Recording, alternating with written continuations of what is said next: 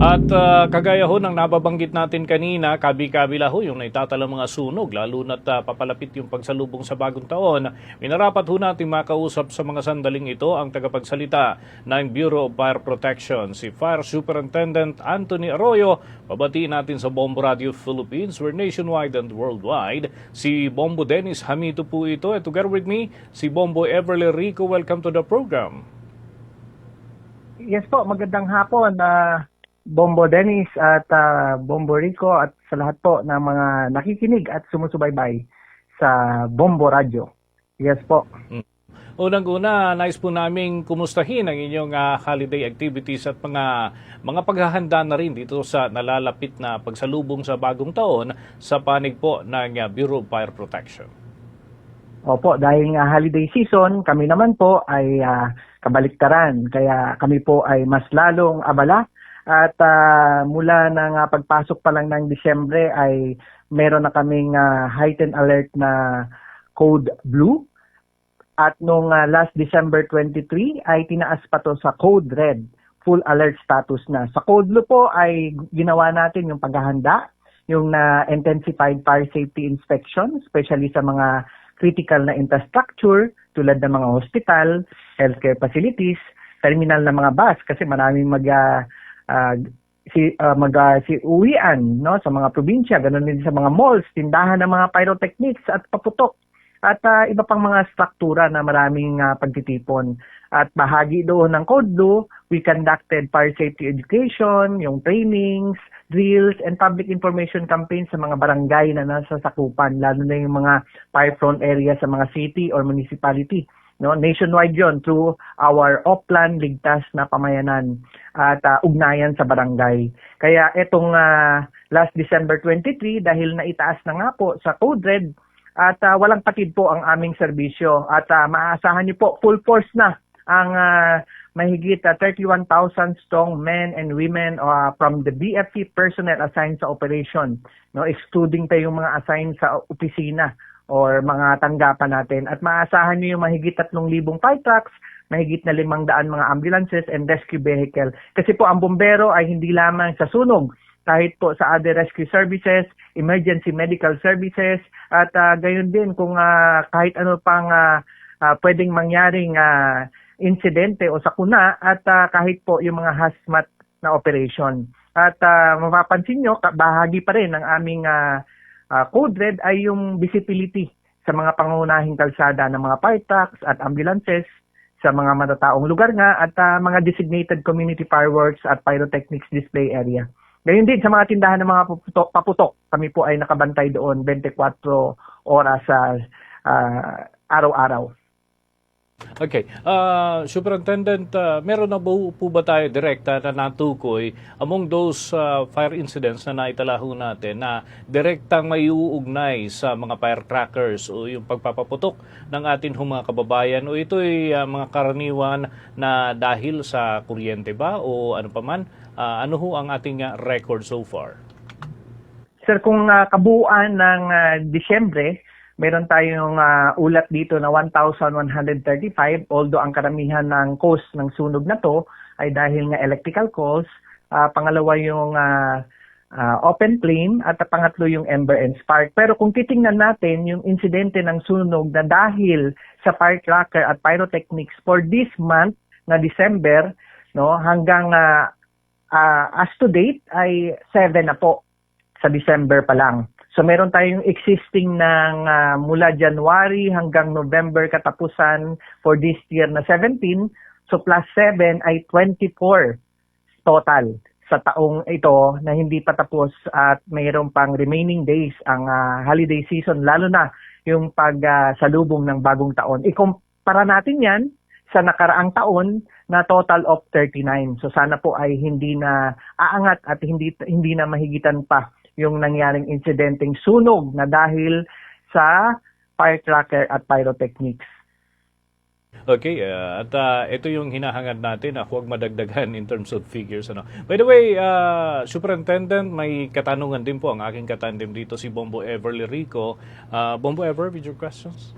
Yes po. Just to follow up lamang po, aside po dun sa inyo pong monitoring dun sa mga fire incident na dulot po nitong mga paputok, meron po ba kayong mga na-monitor na mga violators din dun sa mga firecracker zone? Dahil as far as I know po, ang BFP din po yung parang nangunguna sa pagpapatupad po ng mga safety protocols doon po sa mga itinalaga pong firecracker zones. Yes po, katuwang namin ang kapulisan dyan. Sila talaga ang may mandato para i-enforce yung Republic Act 7183, yung firecracker law nga, or yung other ordinance na meron ang mga respective local government unit natin. So andyan kami para umalalay at para magtulungan sa proper disposal niyan. At sa recorded po ng kapulisan, marami na actually ang nahuli na nagbebenta ng mga illegal. Although meron tayong mga legal na paputok na pwede nating mabili no sa mga authorized dealer tulad sa mga dito sa malapit sa Metro Manila, yung Bukawi, Bulacan, sa Cebu and other talagang lehitimong nagbebenta ng authorized dealer no. So, yun po meron din kasi mga local government unit na totally ay pinagbabawal kahit anong legal na paputok. Siyempre, hindi natin pinag-uusapan ang illegal, pero yun nga, ang illegal talagang marami pa rin available sa mga black market, online, at kung saan-saan, no? Ang mga halimbawa niyan ay yung mahigit nga ng 0.2 gram sa explosive content at yung fuses nga na pwedeng, or mitya, na pwedeng sumabog agad in less than 3 seconds. Kaya yun yung mga binabantayan ng kapulisan. At yun pa rin, yung mga Watusi, Lolo, Boga, Pap-Pap, Atomic Triangle, Quiton, Plapla, at iba pang mas malalaking content ng higit sa 0.2 po. So, katuwang kami dyan ng kapulisan at bahagi nga rin ng aming Code Red ay kami na po ang nag-iikot, no? Kami na po ang nagbabantay sa ating community, lalo na yung mga fire-prone area. Ay nako, sunod-sunod yung sunog yan nangyari recently. Kaya nag-iikot kami, patuloy pa rin yung offline paalala, iwas paputok. At the same time, nakaantabay na rin yon to respond anytime. Alright.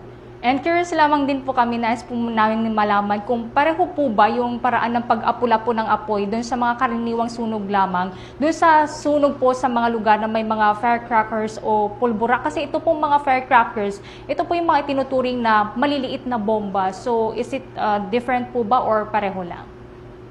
Yes po, ang tamang approach talaga diyan pag firecracker ang involved kasi possibility nga of explosion ay lumayo agad na yung mga natin, yung mga tao sa paligid ay lumayo agad at hayaan na sa mga eksperto kung paano ito supilin, no, ang mapinsalang sunog na pwedeng magdulot na explosion. Kami na po ang nakakaalam doon, no, unti-unti namin yan babasain sa malalayong pwesto muna hanggang tuluyan na namin itong maapula.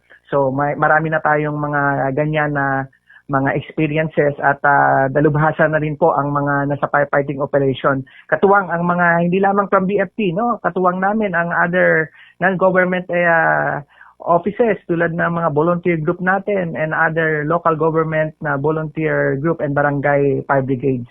So kami naman po ang madalas nagko-command sa fireground operation, kaya kami na po ang nakakaalam kung ano ang tamang approach diyan. Yes po. Alright, balik ko po kay Bombo Dennis. Panghuli na lamang ho siguro, Superintendent, para ho sa kabatiran ng ating mga kababayan, ano yung mga pangunahin na kinakailangan ho nilang i-consider ngayong pagsalubong sa bagong taon para kumpleto pa rin ang bilang ng mga family members and of course buo pa rin yung bilang ng mga daliri natin and everything na kinakailangan nung i-consider para maiwasan yung mga sunog at mga kalintulad po na insidente. Please go ahead po, Superintendent. Yes po, alam nyo, lalong masaya ang bagong taon kung ang bawat isa ay ligtas. Yan po ang talagang hangarin ng bawat isa, lalo na sa aming tanggapan, no, sa kawanihan ng pamatay sunog. At alam nyo po, malaki rin ang pasasalamat namin sa tulad ng mga programa ninyo, Bombo Radio, at talagang katuwang namin sa pagpalaganap ng aming adhikain. At alam niyo naman po, ang mapinsalang sunog ay sadyang mapanira, hindi lamang sa mga ari-arian, kahit sa buhay. Totaling of 366 fatalities na kami as up to date, no? Dahil sa buong taon na sunog at umabot na sa 1,324 ang injuries na naulat sa aming fire incident. talagang yun nga, salot sa kaunlaran, pati sa kabuhayan na ang panawagan namin hanggat maaari, wag nang gumamit ng paputok at ibang pyrotechnics sa pagsalubong ng bagong taon. Kung gusto natin maingay, pwede naman yung mga alternatibo, torotot, no? O di kaya yung mga video okay, sound system, no? Magboses na bomba na lang doon sa malakas na sound system. Pero kung hindi talaga maiwasan, tangkilikin lamang yung mga legal na paputok, no? At para kumpleto yung daliri, wag pulutin yung mga hindi na sumabog agad na mga paputok. Magantay ng mga safe time, no? Mga 10, 15 or mas safer ay 20 minutes na pwedeng lapitan ito. Pero huwag damputin, basain ng tubig at para i-properly discard na yon, no? Hindi pwedeng gagamitin na naman ng para ipasabog muli at diyan madalas nangyayari ang mga injury sa daliri. So yun po ang aming panawagan at saka yun, i-unplug yung mga Christmas light kung hindi na ginagamit, lalo na kung matulog o alis ng bahay and other electrical appliances, bantayan natin. At maging mas aktibo tayong katuwang sa pagpigil ng sunog at mainam na may sapat na kaalaman paano supilin ang nasabing mapinsalang sunog. Abangan natin ang pwedeng mangyari sa ating kapaligiran, no? Mag-imbak ng mga timba-timbang tubig o di kaya mas mainam kung may fire extinguisher sa bahay para kung talagang hindi maiwasan at napasukan ng mga paputok, ay madali natin itong patayin. Kasi ang mga embers na yan, ang mga sparks na yan, maliliit lang yan, pero pag napabayaan ay pwede gang maging mapinsalang sunog. Yun. With that, maraming salamat po. Unless, Bombo Ever, may additional tanong? Yes sir, salamat po. Binibigyan din ko rin po ang Unified 911 system. Kami po ay nasa matataong lugar, nasa pangunahing kalsada, nasa designated community fireworks sa pagsalubong ng bagong taon, gayon din sa mga tindahan ng paputok, pero kailangan pa rin namin ang tulong ninyo para tawagan kami kung meron mang kailangan kayong tulong, no, mula sa bumbero, any disaster help, kahit halimbawa hazardous material yan or kahit emergency medical service, tawagan niyo po kami para agaran kaming makaresponde. 911 po, nationwide single emergency hotline. So madali lang po tandaan, no, para in 5 to 7 minutes makapag-dispatch siya, no, ang 911 system para makarating ang mga bombero sa mga nangangailangan po ng aming tulong. Salamat po, Superintendent Arroyo, sa mga butil ng impormasyon ay bahagi po ninyo. Magandang araw po. Yes po, at ligtas na araw muli. Mga kabombo at mga ka-Star Nation, nakausap po natin si Fire Superintendent Anthony Arroyo, ang Chief ng Public Information Office ng Bureau of Fire Protection at nagsisilbing tagapagsalita na rin ng naturang sangay ng ating pamahalaan.